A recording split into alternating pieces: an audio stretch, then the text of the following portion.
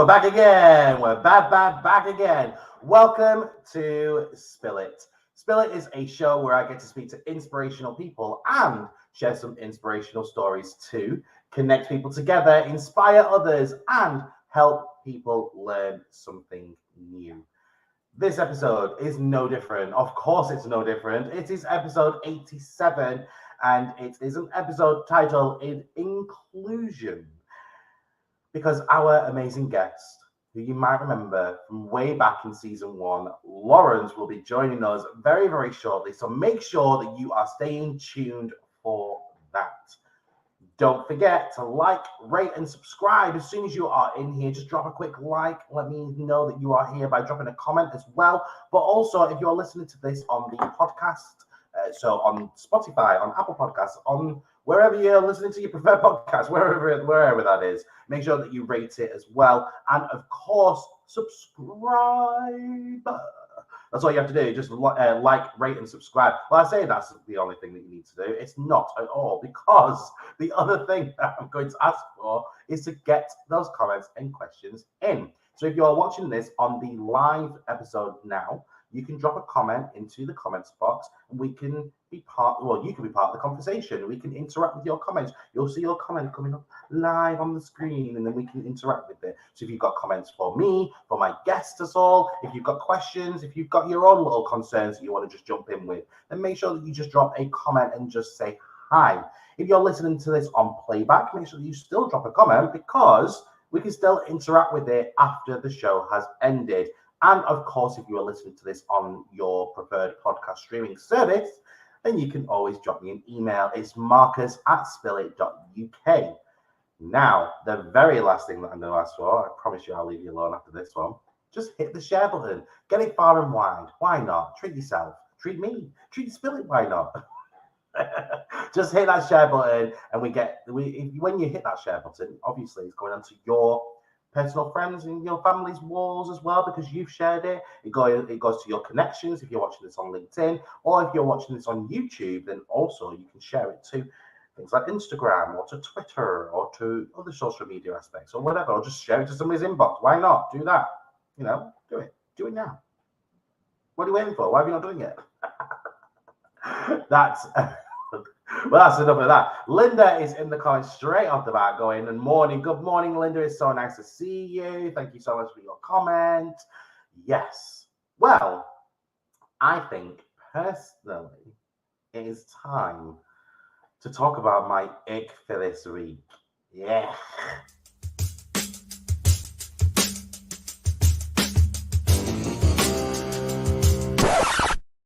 Disgusting! That's right, it is What's Your Ick time. So for those who need a little bit of a reminder or who have not seen this before, What's Your Ick is a section where I will just talk about something that is giving me the ick this week, giving me something that I just think, why? Why would you even do that? I don't understand. Hello, Mr. Ryan Jones. Look at that, watching over on LinkedIn. Thank you so much for joining us, Ryan. I appreciate that. Ryan, I'm assuming it's first time watcher or first time commenter. Well, why not? Linda, Christmas, can we talk about that? Can we not talk about Christmas? Is that okay with you? I think we're all right with that, Linda. Thank you very much. I don't want to talk about Christmas. I want to talk about my ick. Okay, so my ick for this week. Okay. My ick for this week, something that I witnessed and I was just like, no. Picky, blew into the mic then. Apologies. Picky eaters. Really picky eaters. The only reason that I started talking about this was because I bought something the other day. It was like a box of like these little dough ball things. And I started eating them, and there was like a chocolatey one, but the chocolatey powder obviously had made the dough a little bit dry. And I bit it, and I was like, not really keen on that one, but I just carried on eating it anyway. And then I just started thinking, like, how many people are out there that are really picky eaters? I know one specifically. Well, I know two specifically. I live with one of them, but the other one is a friend of mine who I went to college with, and he is a very, very picky eater. Like he has to have certain organization on the plate. So yeah, if you are like just, I don't know, I can't imagine like going out to a restaurant with someone and they are that picky at all. Claire, Claire's in the comments there going, ha!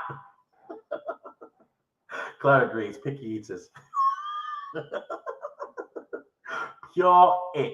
Like I can't even. I hate it. I hate going out to a restaurant or to somewhere to eat, or even just eating at home, and then you just see them just like scraping the plate of like the stuff that they just don't like. You just like, come on, man up,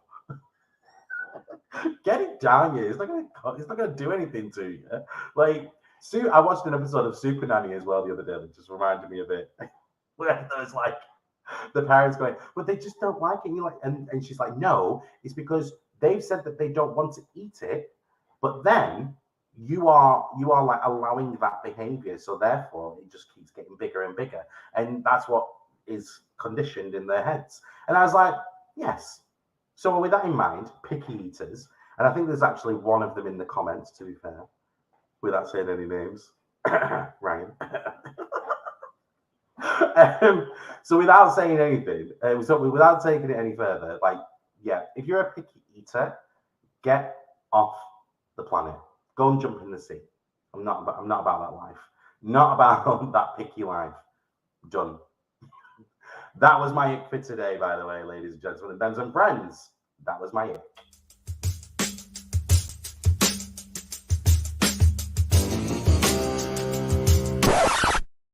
Disgusting! Okay, it is about that time. It's time to bring out my guest for this evening. Now, you might remember my special guest for this evening way back in season 1 when we recorded our episode, and it was episode 10, which is like mad. Like, it seems so long ago. I mean, technically it was 2 years ago, but episode 10, Lawrence came on and talked about inclusion of the LGBTQIA plus community within sports, and what we can do better, and what groups are out there anyway that are being really inclusive. And Lawrence will be on here obviously talking about the work that he does anyway. But yeah, there's so much out there. There was so much information. I was very, very highly educated when Lawrence came on. I was like, this is amazing. Like, there's just so much stuff that I didn't even know about. And here he is. It's time to bring him out. So please, can you give a nice, glorious spilling welcome to my special guest for this evening? It is Mr. Lawrence. Hello, Lawrence. How are you doing this evening? I'm well, yourself? I'm very well, thank you very much. What did you think about my ick? Are you a picky eater? Not when it comes to flavours, but when it comes to texture. Okay. I won't eat anything that has the texture of cooked egg. Cooked egg? Well, how is the egg being cooked? No, cooked egg white, just the texture of it. Right, okay. Cooked egg white, texture of it turns my stomach. Right. Well, yeah. I don't know. I don't think there's any texture that I found that I just don't like. I'm not going to finish what I was going to say, but yeah, there's definitely there's not been a texture where I just think, no, I'm not a fan of that. Like, I've had oysters before, and people just think that the texture of that is really bad as well. But yeah, I don't. Lynn just straight in the comments, behave. I'm sorry, Lynn. I'm in a giddy mood. I'm sorry. Right. Okay. It actually got me into it, caused a bit of chaos when I was flying back from Bingham Cup. I'm going to talk about that later. The breakfast on the airplane, he comes around and says, "Oh, today we're serving, egg something or other." It's like, have you got nothing else? No, I'm afraid we've only got this luxury egg dish. No, sorry. And he ended up coming out with a little bag of crackers for me because that's the only other thing he had.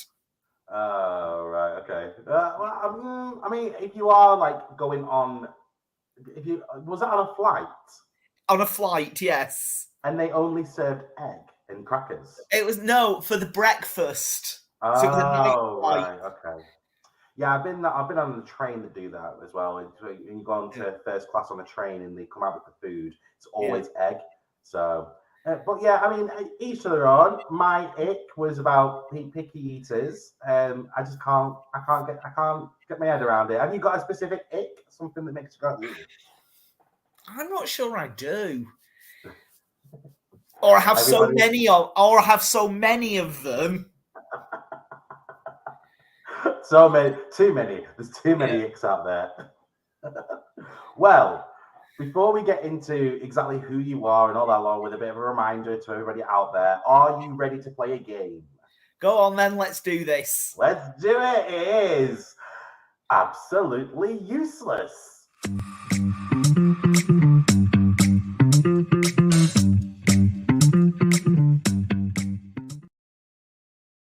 That's right, it is time to play my brand new game. It is called Absolutely Useless. Here are the rules. So, I'm going to ask you 10 very, very easy questions, okay? However, you are on a timer and you've got to get the fastest time. If you answer a question correctly, I will add an additional 5 seconds on your time. So the aim is to answer all of the questions incorrectly. Okay. So if I was to say, for example, question number 1, the sky is what color? Purple. There you go. And then that would be a good answer. And then we'll move on to question 2, etc. Do you understand the rules? I do, yes. Nice one. Right. Okay. Well, let's play Absolutely Useless. If you are watching this at home, feel free to flood the comments with all of your ridiculously amazing answers and see how absolutely useless you are too. Okay. I'm going to start the timer in 3, 2, 1, go. How many days are in a year? 73. What is the name of the pirate in Peter Pan? Isadora Duncan. What is a brontosaurus? It's a kind of teacup. What is a group of lions called? A satsuma. What is the fastest land animal? Princess Grace of Monaco. What kind of animal was Abu in Aladdin? He was a squirrel. Who wrote Hamlet? I did. Who built the pyramids? You did. In the nursery rhyme, who sat on a wall before having a great fall? Frank Zappa. On the farm, what is a kid? It's a bucket used for carrying milk. And your last one, what is the name of Harry Potter's owl? Nigella Lawson. Honestly, they were like the best answers we've ever had. Amazing. Absolutely love it. Right. Your time was 1 minute and 3 seconds. Well done. Ooh. Very good. Very good. Well done. Let's dive straight into those comments there and just see what some of these answers are. So we've got 2 days in the year. Linda's laughing at some of your answers as well. Yeah, we've got pigeon as the name for Abu, the monkey, which is actually now a pigeon apparently. But yeah, Linda agrees. Very good answers there. So yeah, actually, I completely agree. There were some very good answers. Did you have fun with that game, though? I did, yes. Cool. Well, that was absolutely useless.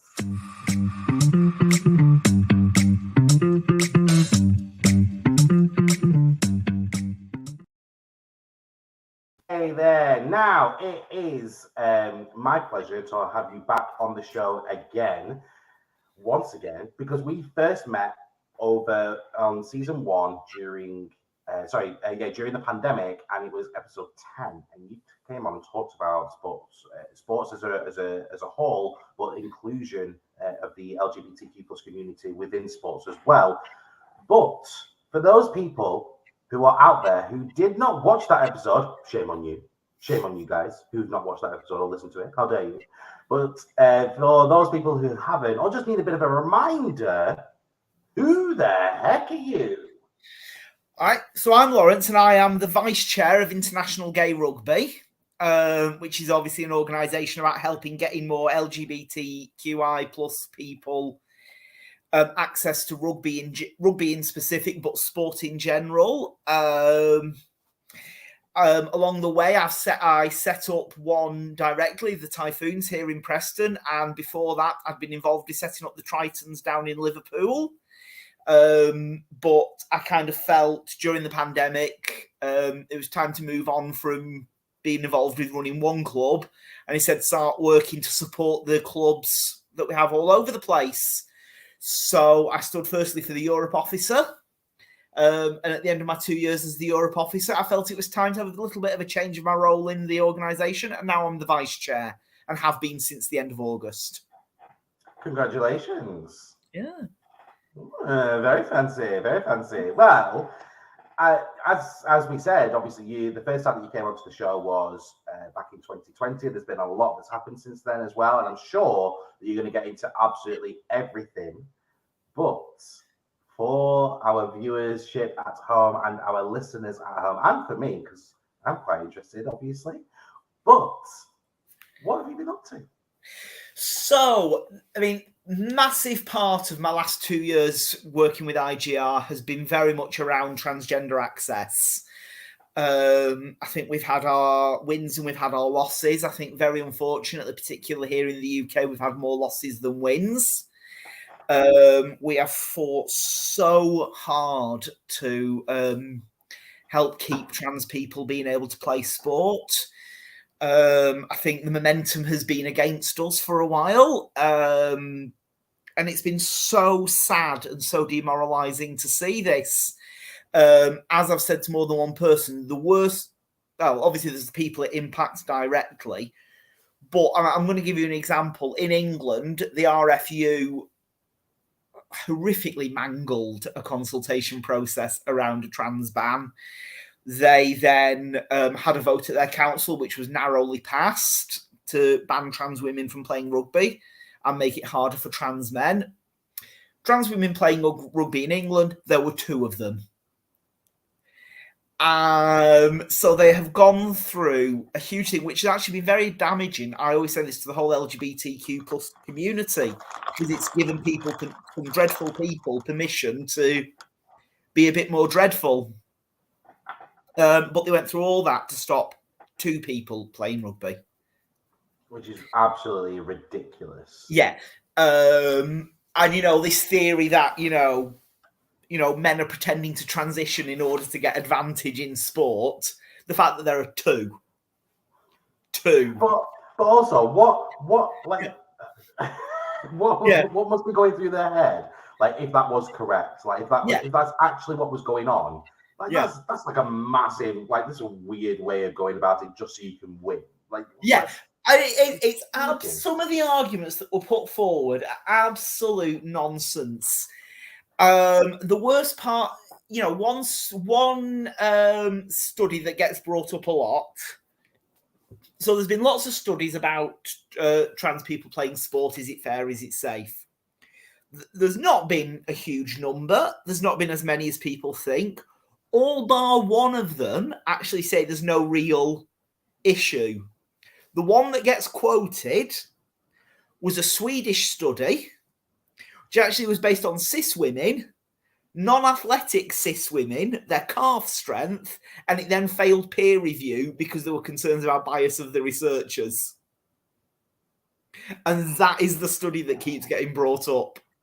It's stupid. And the thing is that people they'll grasp at absolutely anything. When they've got this in their head, they will literally just grab and kind of reinforce their stupid minds. So that's, all the things I've been up to. So we've had the Bingham Cup this year, which was the Gay Rugby World Cup, which took place in Canada. Oh, wow. In Canada, I took the English and Welsh Barbarians. We came up with, as a name, the Snakes on a Plane for the name of our team, which came about because the 2 teams that started it were the Typhoons and the Sea Serpents. So you had the plane, the Typhoons, the snake, the Sea Serpents. To my shame, that was suggested as a name, and I didn't get the joke. Right. We pretty much got there before I got the joke. So we came back with some silverware. Oh wow! Okay. We came back with the Challenger Shield, which I will be honest and say was the prize for the best of the worst. So everyone who finished bottom of their pool went to enter a competition to win the Challenger Shield, and that's what we have come back with. Well, congratulations. That's a huge achievement. Yeah. I took the executive decision that because we were made up of multiple clubs, I was like, well, what should we do with the trophy? So I took the executive decision, and it's currently sat on my working from home desk. So it's in your possession. That's the best way. It is in my possession. It is in my possession. The actual physical trophy. That's it. So we had guys on the team from the Typhoons here in Preston, the Spartans in Manchester, the Sea Serpents in Brighton, the Wessex Wyverns. We had some players from Toronto joined us, who were after someone to play with, and our one Welsh player from Swansea. Nice. Oh, and somebody from the Birmingham Bulls as well. Okay. So we were the English and Welsh Barbarians. There was also a Scottish Barbarians team taken, who we got on with very well. Several of our players may have pretended to be players from the Scottish Barbarians on one or two occasions.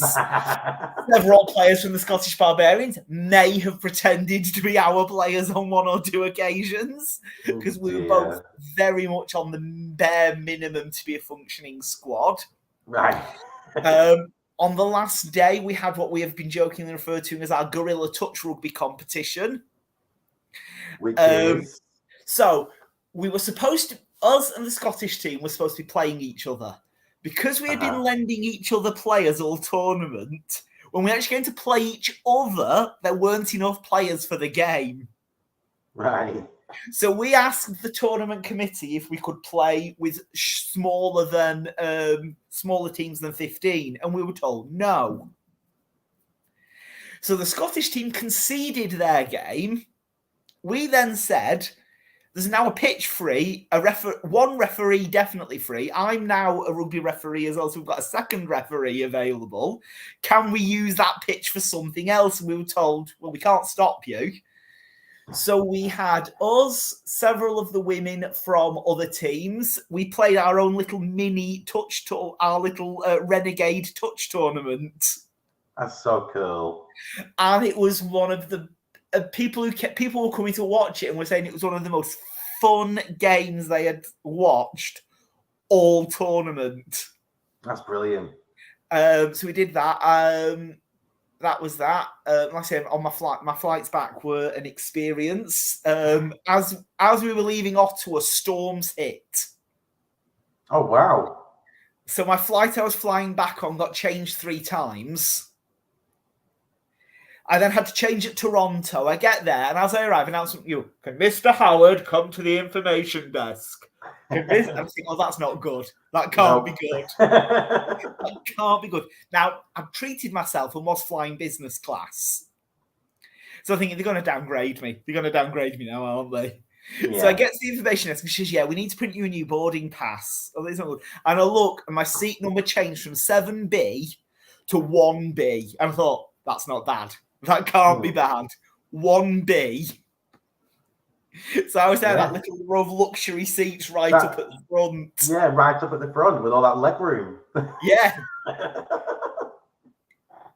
So I wasn't complaining about that. Like I say, we've got the European Championships coming up this year. Nice. Are you all prepped for that? I will be going. I will not be playing. I've officially retired from playing. Okay. Nobody believes me on this. Absolutely nobody believes me on this. A few people have started saying you've called our bluff, haven't you? But I ended up playing a game of rugby actually for Eccles at the start of the season. I've said I'll play any games that are older players only, because they do happen. Right. You get games, where everybody's over 35, everybody's over 45. Mm-hmm. I said I'll play in them, but I am not playing in regular local competitive games anymore, because I am getting on a little bit now. Well, I mean, it's fair enough, and yeah. But I'm refereeing now. I've started refereeing. Cool. And how are you finding that now? It's a very different thing. Did my exams over summer, which were a long process. Got signed off finally last week. Nice. All my sign-offs. You have to do so many games that they observe you. Right. I loved the line that finished my write-up from the one I was assessed doing last week. I thought was wonderful, which described me as my refereeing has been credible. Nice. I'm not sure if that was damning with faint praise or.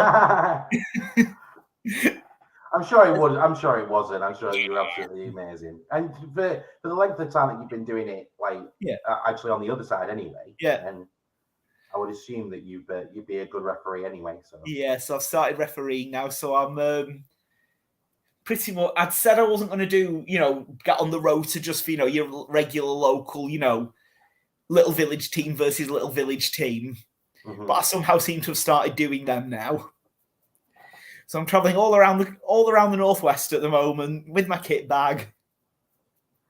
There you go. Ryan's gone into the comments. If you ever need a player, he'll play. Ryan does play touch rugby as well. So yeah, there are teams all over the country. IGR teams. We have in the UK somewhere in the low 30s. I'm saying not a specific number because we have some teams that are in development. Some teams that are at a very early stage of being in development. Wrexham is one of our new teams. Lincoln is one of our newer teams. And we have some teams that, are they still functioning? We're not quite sure. But we're somewhere in the low 30s. England especially, we have so many options for non-contact rugby, for touch rugby. And there are so many local clubs that are brilliant for an LGBTQ person to go and rock up to and join. We have, there's teams I would say possibly a different one would be a better choice. But there's also so many that would, if there isn't an IGR club in your city, in your town, you can go on our website and you can get we have a full list of every currently registered club. On our website, just Google International Gay Rugby and it will come up, and you can use our find a club feature to find your nearest team. So many of them, particularly in the north of England, have touch teams on them as well. We ran a project just after the pandemic we funded clubs, International Gay Rugby funded clubs to set up a touch division within the team. That was taken up very heavily in the north of England. Well, across the whole of England, but in the north especially. And it's leading to some great things happening. And touch rugby, touch rugby was never my game. As a player, touch rugby, not my game. I was never fast enough, never fit enough to do touch rugby. But it is a wonderful way, for people who want to play rugby but don't want to get smashed around the pitch, but also because it's fully gender inclusive. You have men, you have women, you have cis players, you have trans players, you have non-binary players, everybody, and there are no restrictions. And it's great just for people who want to have a run around a pitch with their mates. One of the things actually that came to mind is I've had a conversation with somebody a few weeks ago with regards to this. Now, when you're in school, obviously you are taught only one type of rugby, or say for example in sports or whatever. But then there's also the people who are who are part of the LGBTQ plus community that you would normally find would be normally interested in the rugby side of it. However, they feel as though that they don't fit in and they only kind of stumble along something like this later on in life, or they don't know if they wanted to pursue this as like a career, whether they actually want to be a player, whether they want to be a referee or whatever, and they don't get the education or the resources in schools. And I'm just wondering if this is something that you have seen, or if this is something that you'd be able to comment on how we go forward, like the educational system, and include something like this where people can get resources and find out information on touch rugby and obviously IGR as well. Yeah. So, I mean, you're right. And plus I've had people turn up to clubs I've been involved with in their 40s, in their 50s, who've never picked up a ball in life or never picked up a ball in their school. You know, we all know how absolutely appalling sports teaching can be in schools. Not just from an LG, you know, I remember going to school and PE would be put on a rainy pitch by a railway track, given a ball and expected to play football. Yeah. Yeah. And I didn't know how to play football. I didn't have a clue what I was doing on that pitch, and nobody actually ever taught you. And yeah, and especially people who don't come from a background of sporty families of doing this, you know, they don't get those opportunities, and it really is so sad that people don't get. But again, you know, the IGR, big part of the IGR movement is we accept people who turn up at clubs will have never played rugby in their life, or won't have played it till they hated doing it, since they hated doing it at school, and they're giving it another go. Mm-hmm. And that is something that pretty much every IGR club has coaching aimed at, ranging from, you know, the clubs have slightly more coaches than they need, and when somebody turns up who's never played before, a small group will go to one side and do something a bit more simple just to get them up to speed.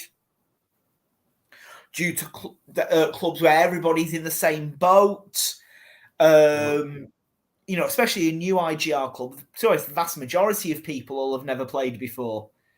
Clubs at the same boat, to clubs that have a really structured, you know, the King's Cross Steelers down in London, they have every 12 weeks a set intake that all the new players start on the same day, and they go off in their own group and train together. You know, pretty much every IGR club has some pathway in for completely new players, and it's a great advert for the game, because a lot of your local teams will say turn up and play and you've never played before, but actually their coaching team has no experience of that. Their coaching team has absolutely no experience of coaching someone who's never played before. Mm-hmm. And it's something I think, you know, it's one of the reasons a lot of our straight ally players in IGR clubs come, because the coaching takes into account that they might not have that base level of knowledge when they join. This was actually going to be one of my next questions as well. So obviously we've talked about IGR, like the International Gay Rugby, and we've talked about the inclusion of the LGBTQ plus community within like rugby, into like the sporting world or the rugby world. My question was going to be, and you've just answered it there anyway, but I'd love you to kind of expand on that as well. For people who are straight allies who still want to be part of the group like that, I'm assuming that opportunity is still available. Oh, yeah, absolutely. Most teams have plenty of straight allies on them. The vast majority of teams, in my experience, it generally goes about 2/3 LGBT, 1/3 straight allies. A lot of IGR clubs also have fair few players who, for other reasons, wouldn't feel comfortable in a mainstream club. The fact that there's none of the drinking games, none of the dirty songs, none of the drunken hijinks.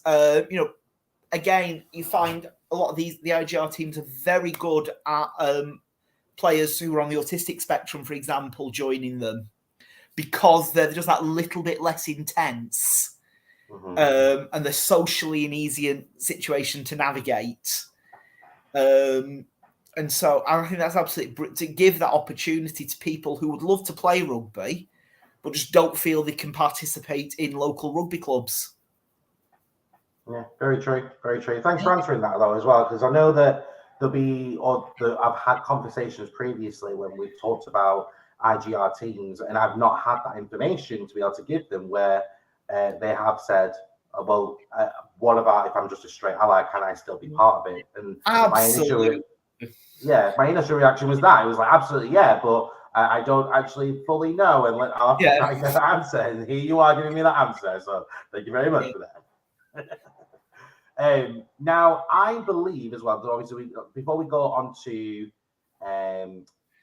some more talking about the sports inclusion side of things, and obviously what's been happening over the last couple of years, I do believe as well, of obviously all your achievements, that you won an award last year. So yes, the Typhoons, which are my original club, won the one of the awards in the National Diversity Awards, which is an absolutely amazing achievement, presented by one of my I feel like this is a guilty pleasure here. One of the favourite actors I love is Annie Wallace from Hollyoaks, and she presented the award. As I always say, anyone who can act and in acting touch my cold, dead heart and actually bring out emotion in me. The storyline they did where she got back together with her ex-wife Moira was, and I feel like I'm admitting that I watch Hollyoaks here. But yeah, you pretty much are. Yeah. She presented it, but it was such an achievement for the club to win that. Yeah, massive congratulations for that. So on the same time that you had won was it the community group or something like that award?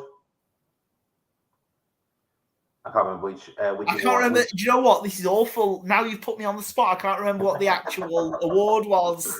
I'm sure it was community organisation or something like that. But yeah, alongside yourself, there was me. I was up for positive role model as well at that time, and it was just so good to see that somebody that I knew had won that award. Obviously, I saw that you was up for community organisation. Yeah. I was up for positive role model, and it was. Though I didn't manage to get, I wasn't made a finalist. You guys were, and I saw that you were a finalist straight away. And then when it was announced that you'd won, I was like, yes, amazing. I can't believe it because I was rooting for you. So massive congratulations for that. Yeah. Did you get nominated this time around? No, I want to say. As far as I'm aware, no. Fair enough. Sometimes these things get held. Sometimes these things get held close to the chest. Yes, of course. Yes. But as far as I am aware, no. Love that. Okay, well, let's bring it all the way back to our very first conversation in season 1 in 2020, episode 10, where we talked about inclusion in sports.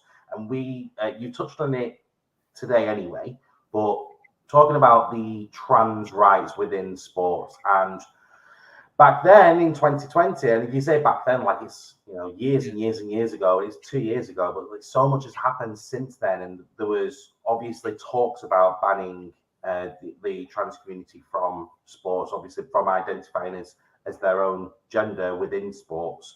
And that hasn't improved. In fact, it's taken a back step as well. And just want to touch on this a little bit more and expand on this some more, just so we can educate some people out there. Yeah. So it originally started with World Rugby trying to pass a world ban on trans women playing rugby. We fought so hard, and it looked like we were actually going to win that. But then World Rugby took the decision to bypass their council, where we had the votes for the vote not to pass, and to pass it as only applying in international rugby, which didn't need to go to a vote to the council. Right. We then had England Rugby started a consultation. Now, they consulted around basically doing a height and weight ban, that if a trans woman was over a particular height and weight, they wouldn't be allowed to play as women, which we were against. And then they said, well, but there might be a risk assessment process to get around it. All right, well, we'll work with you. And then they basically said, and in a few weeks, we're voting on a complete ban on trans women playing rugby. We, again, fought so hard. We sent peer-reviewed evidence. We sent scientific studies. We sent community engagements. We sent recorded messages from the two women that this would actually directly, personally affect. We had a great ally on the RFU Council. So a former chair of the King's Cross Steelers sits on the RFU Council. So he was a fantastic ally in this process. Everybody worked so hard, and the vote just failed, just went in the direction of exclusion. And it was such a narrow margin. It's just so bad. Like, even just when you said then that they were even contemplating that if you were a trans person, like you had to be under a certain height and weight, and it's like, well, but like just your cis women, like if what happens then? Like if they are above that? Well, I think a great example is, as far as we are aware, and there's always as far as we are aware, the only catastrophic injury in rugby featuring a transgender player was a trans man who was being required to play as a woman who suffered the injury at the hands of a cis woman. So it's like every argument is the other way. It was a trans man who was hurt by a cis woman. And that, as far as we are aware, we always stand to be corrected otherwise. That is the only catastrophic, life-changing injury suffered by someone, in a game involving a transgender player. And he plays wheelchair rugby now. He's a friend of mine. He's a lovely, lovely man. But as far as we're aware, that is the only life-changing injury that has ever been suffered in a game involving transgender player. The other side often come out with the line about they heard a trans woman coming off the pitch and saying they folded someone like a deck chair. And that you hear that argument all the time. And if I was saying, have you never heard rugby players how they talk as they come off a pitch? You come out with all kinds of metaphors when you've done a really good tackle. And to be honest, that was one of the more gentle ones. And we've seen it now. British cycling changed their rules for the sake of one person, and they actually came out the rule one way. The one person it affected got round that rule somehow, so they changed it again for one person. It's ridiculous. And it all. This is me. I will happily rant on this for hours now. This almost we need to protect the poor little delicate women. Oh, they're so delicate, we need to protect them. That you get from, how they often describe them, the pale, male and stale people who run rugby. And just generally how women are treated in the rugby community. It says a lot that the England men's team and the England women's team, the men get paid, I worked out, 42 times as much per game than the women do. 42 times as much per game than the women do the men. And that just says it all, I think. Just how women are treated in the rugby community. Yeah, definitely. It is really bad, and it's going absolutely crazy. And obviously, when we talked about it in 2020, we were kind of hoping that the government would kind of look at stuff and all that lot, but it hasn't, and it's gone worse, and it's gone backwards, and it's just gone crazy and stupid, and just as we talked about offline as well, like just how ridiculous it all is. Like, just, and as you said, for the sake of one or two people, like, and they're like coming down with like a hammer just for one or two people. Yeah. So Ireland has banned trans women as well. And then Wales banned them and didn't even, not only did they not have a consultation, they didn't even announce that they brought in a ban. They just banned them and updated the gender rules on their website and didn't actually tell anyone because they knew the backlash they would get. Bloody hell. So Scotland is the only place in the UK that trans women can still play as women. Oh, really? I didn't know that, but yeah, well, so Scotland, no surprise, really. Yeah, Scotland still can, and Munro, who works for Leap Scotland, has been leading on trying to keep that as it is, and he has done an amazing job of keeping us where we are at the moment. So he is someone I think who should get an absolutely massive shout out because of the work he's done.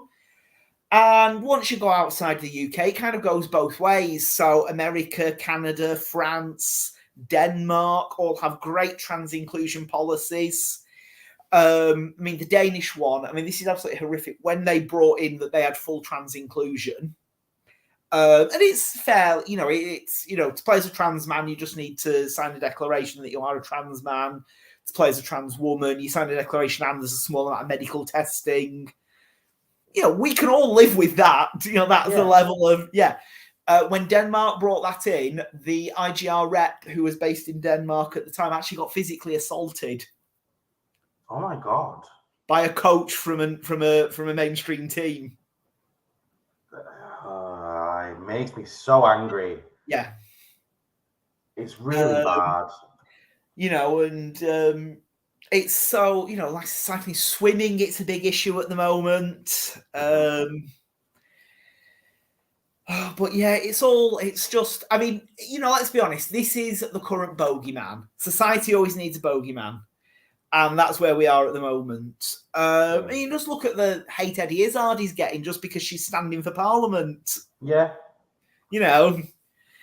And I saw a great argument on this once, which basically said, is this actually what will turn the tide? Because people have been doing, oh, look how scary transgender people are. Oh, they're really scary. Oh. And we've got National Treasure Eddie Izzard. Yeah. Yeah. And people going, what? You're supposed to be scared of her? Hello? You're frozen.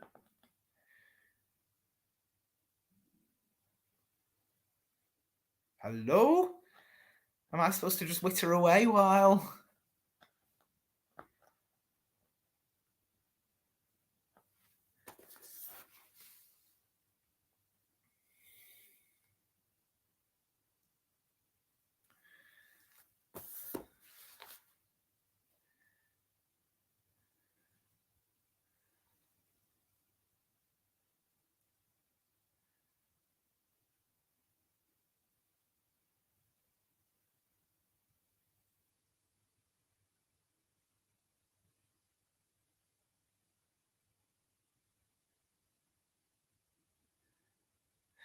Is it just me here now? Because this is really weird if anyone is watching it. Because I'm great at bouncing off people, but I'm not very good at talking on my own on a monologue. And it feels really strange that we're not getting any sign people where he is. So I don't know where Marcus has gone. Or Marcus is apparently having connection issues, so he will be shortly. Is he back? Have we got Marcus back again? I'm back. Sorry about that. We've had very poor internet connection today, and so I'll be contacting my supplier. So yeah, apologies about that. So yeah, I was saying that with obviously social media the way that it is at the moment, with the rise of like TikTok and Gen Z, to be fair, have been working absolute wonders in fighting for inclusion and things like that. Do you see a change happening at some point in the future, and how long do you think that would be? I think it's bound to happen. Like I say, society always needs its bogeyman. Society always needs its who is the baddie. At the moment, it's aimed at trans people. Mhm. And it's spilled out beyond that. I mean, you just look at the hatred, people extending to drag queens at the moment. All that, children shouldn't see drag queens. And you think, hello, have you ever been to a panto? Yeah, exactly. Yeah. Panto literally is a baby's first drag show. Yeah. That is what, it's like, hello, have you never been to panto? Yeah. And it is going to shift. It really is going to shift, I think. And somebody else, unfortunately, somebody else may become the target. But I do think it's only going to last until people start realizing how ridiculous some of the arguments are. Of course. And one thing I've always said is once people go from being somebody people are scared of to being treated as a ridiculous joke, that's when they lose their powers. Yeah, definitely. And once people realize how ridiculous some of these arguments are, that's when it loses its power over people because people just laugh at it. Yeah. The more that you feed into it, the stronger it gets. So when people start opening their eyes a little bit, they'll start realizing, and then they stop giving it power, which then means it has no control. Yeah, and I think it says a lot now that actually people are starting to see some of these really hardcore anti-trans groups for what they are. There's the lady doing her tour of America, protesting trans issues. And the people turning up to her rallies aren't women or other trans people. They're, other anti-trans people. They're far-right groups. And people are going, actually, these are the people we've got into bed with. Yeah, I just saw that as well. I think they're looking. I think they sent that to the wrong group. Yeah, I get. I'm glad that I control the comments that come up on the screen. Yeah, we'll ignore those comments. We actually, many years ago, we had a team visiting us, and they wanted taking out round the gay bars in Blackpool. Right, okay. And this group of women on a hen night come up to us like, "Oh, are you all rugby players?" And I just have to lean in and whisper, "You're barking up the wrong tree. You really are barking up the wrong tree there." Amazing. Yeah. So from us, so obviously there's a lot of work that us as a society need to do to help be more inclusive, especially when it comes to like our mentality and the way that we view the trans community being included in sport, but then just also just inclusion in general. Yeah. What in your opinion can we do more? I think firstly, the most important thing to do is amplify trans voices. The most important thing we can do is because they are the people who have the lived experience. They are the people who are actually living this, and we can say what we think all we like, but far more powerful is amplifying their voices. Second, I think we can be good allies and not make it about us, and very much, again, bring people to the forefront. And do respect boundaries, do what we're told. I also think what's really important, though, is to challenge our own peer groups. Yes. That when people in our peer groups say something or do something they shouldn't do, say something. And that's how it stops happening. I'm going to use a completely different subject, drink driving. In the 80s, having a pint and driving home was perfectly normal. And now it's abhorrent. People are like, oh my God. And that's because it became more and more people going, you can't do that. And you can legislate and you can pass rules and all that thing, but it takes something being socially unacceptable. So we need to challenge our peers when they say or do something they shouldn't do.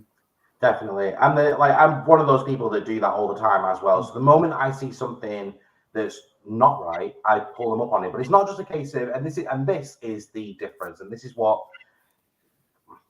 where, like, say, a lot of people within like the Gen Z world fall, or a lot of people just fall in general or just trip up. When they see something they basically just blast that other person and tell them that they are wrong and they are a bigot and they think like this and they shouldn't be like that. And how I think that you should approach something like this is through education. Yeah. And find out like a little bit from them, like why is it that you think like this? And then you come back at them and you educate their challenges. And then when they realize that actually what I think is incorrect because you have said that if I think like this, then actually it means X, Y, and Z. Then suddenly they're educated. They'll walk away and they'll start educating somebody else. If you just start arguing straight back to them because you don't agree with them, or they have a different viewpoint to you, which is obviously wrong. You can't just say you are wrong and you have to start thinking like this. We have to lead through education, in my opinion. Yeah. Absolutely. And that is it. If you shout at someone, you're going to just put their back up and push them away, and then they're not going to think. Mm-hmm. What you actually want to do is do it in a way that gets people thinking and talking. It's opening the conversation. Yeah. That's what it is having that conversation with somebody. And you might look at somebody and think, I really don't like the thoughts that you have got in your mind and the way that you think and your beliefs and whatever. However, I'm still going to welcome that as part of the conversation. I'm still going to have that conversation with you. Yeah. And hopefully you can come around to my way of thinking. Hopefully I can tell you certain things. Like, for example, like yourself, like just during this conversation where you said that these are the studies that have come out, but actually these are the facts. And that's how you do it. You have that, you open yourself up to having that conversation so you can challenge back to certain things to then get the other people thinking, okay, actually, I didn't think of it like that. Oh, really? I didn't know that. And that's where you win. Like, you don't win by shouting and being aggressive back to people. That's not how we push back. That's not how we get through this. We get through this through education. Yeah, exactly. So, if, for example, anybody had, say, for example, somebody was in a situation where they wanted to step up and be a voice for the trans community, what would be an ideal way to challenge back to someone?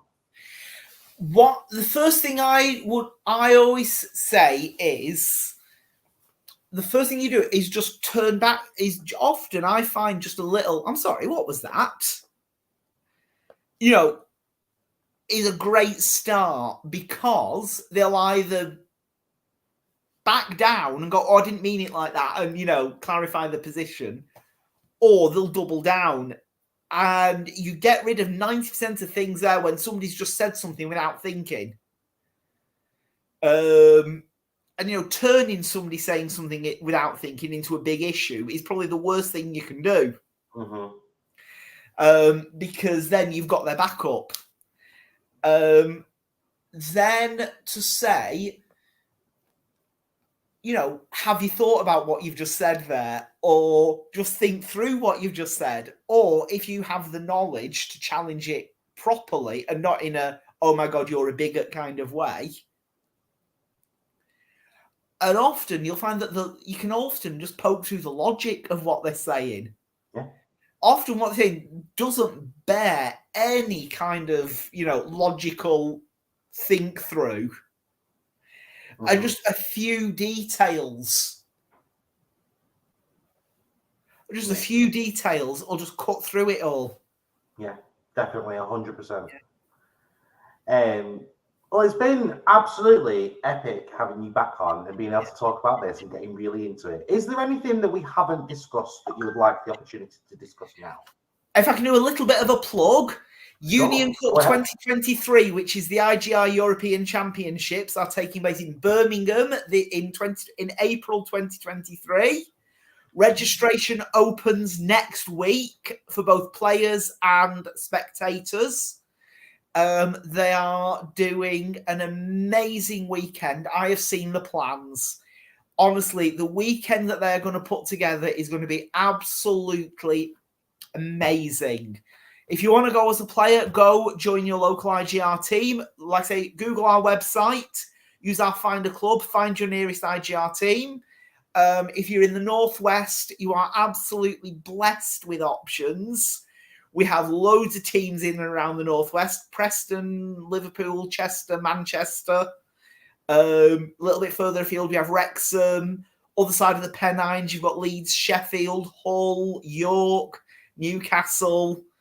We are absolutely blessed in the north of England for IGR teams. There are so many of them. Or, of course, if there's not one near enough to you for you to join, why not set one yourself? You will have a regional rep for your area. Get in touch with us via our website. I will happily put you in touch with your regional rep who will help you get something up and running in your area. But yeah, all April 2023, Union Cup, Birmingham.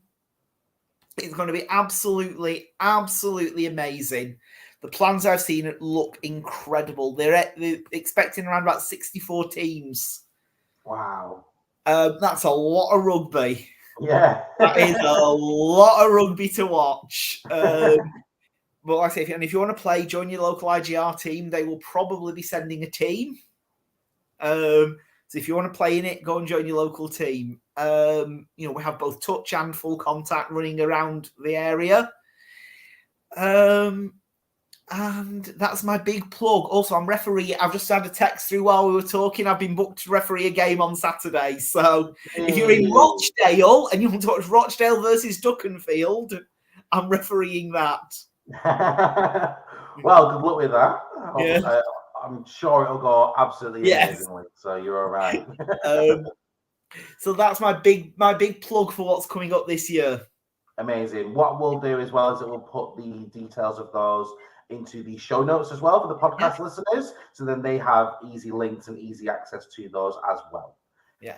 So if anybody wanted more information from yourself or about touch rugby or about IGR teams, or even just to have a bit of a discussion with yourself with regards to the trans community and things that they can do to help stand up, where can people find you or find more information?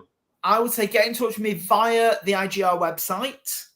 There's that has all my contact details on there. It also has a general form you can do, which will be passed to me, or if somebody would actually be better placed to answer your question than I would, it will be passed to the better placed person than me. Like I say, we have a great regional team around the UK. Absolutely amazing regional team who would always be up for having a talk with you, always be up for having any of us. I'm dead easy to find. I'm on all the usual social medias other than TikTok. I don't understand TikTok. I'm on pretty much all of them, but I don't understand TikTok. That confuses me. Confuses everybody, so don't worry. Yeah. Nice. Well, thank you for that. Now, at the end of every episode, I give my guests the opportunity to give a quote, and it can be something that they stand by, live by. It could be a quote that they've made up, or just something that they've pinned on the wall, for example. But it is a quote to take away from today's episode. And I'm just wondering if you have got a quote for me, my viewers, and my listeners at home today. So I've been racking my brains for what I'm going to do as my quote here, because I'm not a great I said to you before, I'm not a great believer in them. However, I decided to go with a great line from Nigella Lawson, that there are only two things in life you should ever be regretful for, and that is a jacket potato that isn't cooked right through, or a bath that isn't hot enough.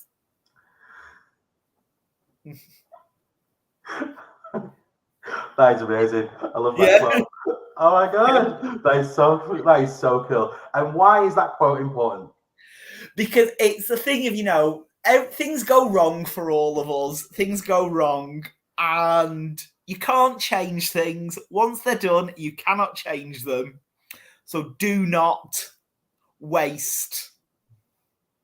Brilliant. Don't waste time on get. So the only thing you should ever truly regret are a jacket potato that isn't cooked properly, or a bath that isn't hot enough.